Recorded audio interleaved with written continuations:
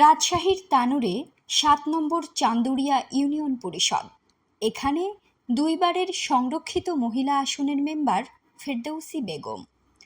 একজন নারী হওয়ায় স্থানীয় সরকারের জনপ্রতিনিধিত্ব অর্জন ও দায়িত্ব পালন তার পক্ষে সহজ ছিল না।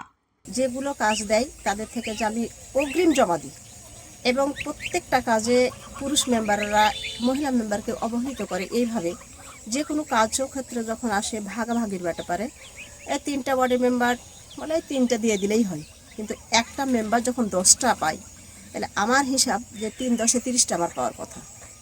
3 10 30টা পাওয়ার কথা। একটা ওয়ার্ডের মেম্বার যদি 10টা পায় তাহলে আমি 3 ওয়ার্ডের মেম্বার, তাহলে আমি 30টা পাবো। আমাকে 30টা না দেয়, মাত্র 3টা ধরিয়ে দেয়। আমি প্রতিবাদ করতে গেলে আমাকে নানান ধরনের কথা বলে মেম্বাররা, এই আপনি বেশি কথা বলেন, এই করেন সেই করেন। মনোনয়নপত্র সংগ্রহ থেকে শুরু করে নির্বাচনে জয়ী হয়ে পুরো 5 বছরের দায়িত্ব পালনকাল পুরোটা সময় জুড়ে স্থানীয় সরকারের একজন নারী জনপ্রতিনিধিকে সহ্য করতে হচ্ছে নানান হয়রানি। একজন মেয়ে যখন ভোটে দাঁড়ায়, 3টা ওয়ার্ড মেয়েতে সংরক্ষিত আসনে আছি, তাছাড়া একজন মেয়ে যখন ভোটে দাঁড়ায় এক একজন এক এক ধরনের ক্রিটিসাইজ করে কথা বলে, এক একজন এক এক খারাপ প্রস্তাব, নোংরা প্রস্তাব দেয়। কখনো যৌন হয়রানি, কখনো বা বন্টনে অসমতা, পুরোটা সময় জুড়েই একজন নারী জনপ্রতিনিধি সহ্য করে আসছেন নানান বৈষম্য। পুরুষের তুলনায় বেশি কাজ করলেও তারা পাচ্ছেন না প্রাপ্য অধিকার, প্রাপ্য সম্মান। স্থানীয় সরকার নির্বাচনের মুখ্য পদে নির্বাচনের লড়াইয়ের ইচ্ছে থাকলেও তিনি তা পেরে ওঠেন না। কেননা নির্বাচনী ব্যয় বহন করা, জনপ্রিয়তা ও নিরাপত্তার অভাবে তিনি এই সাহস পাচ্ছেন না। একটা 9টা, এখানে একটা ইউনিয়নে 9টা ওয়ার্ড, 9টা ওয়ার্ডের একটা পরিচিতির ব্যাপার আছে, একটা খরচের ব্যাপার আছে। একজন চেয়ারম্যান যখন একটা নির্বাচন করে অনেক টাকা খরচ হয়, অনেক অনেক। কিন্তু একজন মহিলা, আমি যেই পরিবার থেকে উঠে এসেছি, আমার কিন্তু পক্ষে সম্ভব না, এত টাকা খরচ করা আমার পক্ষে সম্ভব না।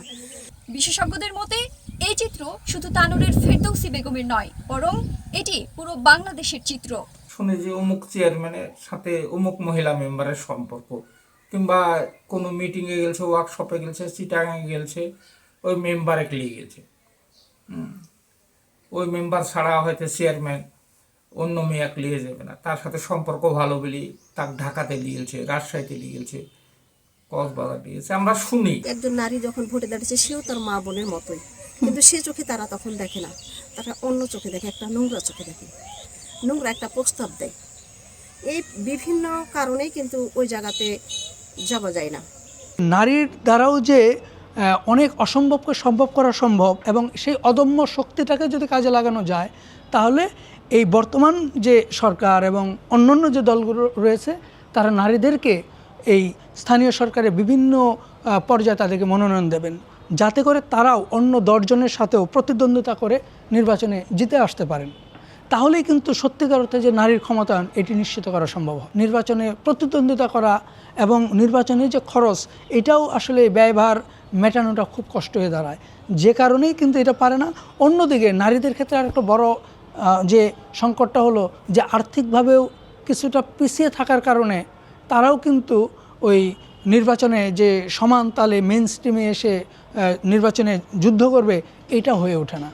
সামগ্রিকভাবেই আমি মনে করি যে সরকার সহ যে আমাদের যে বাংলাদেশের নিবন্ধিত যে দলগুলো রয়েছে, এই নিবন্ধিত দলগুলোতে কিন্তু তাদের যে গঠনতন্ত্র, সেই গঠনতন্ত্রে কিন্তু নারীদের ব্যাপারে কিন্তু সুন্দর সুন্দর কথা বলা হয়েছে, কিন্তু তার সাথে বাস্তবতার কোনো মিল খুঁজে আমরা পাই না। এটি অত্যন্ত দুর্ভাগ্যজনক, কারণ এটি যদি চলতে থাকে, আমরা যে গণতন্ত্রের যে ভিত্তির কথা বলি, এটি মুখ থুবড়ে পড়বে।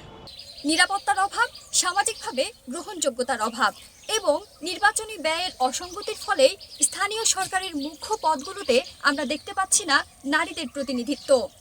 তাসনিয়া খানম, স্কাই বাংলা, তানোর, রাজশাহী।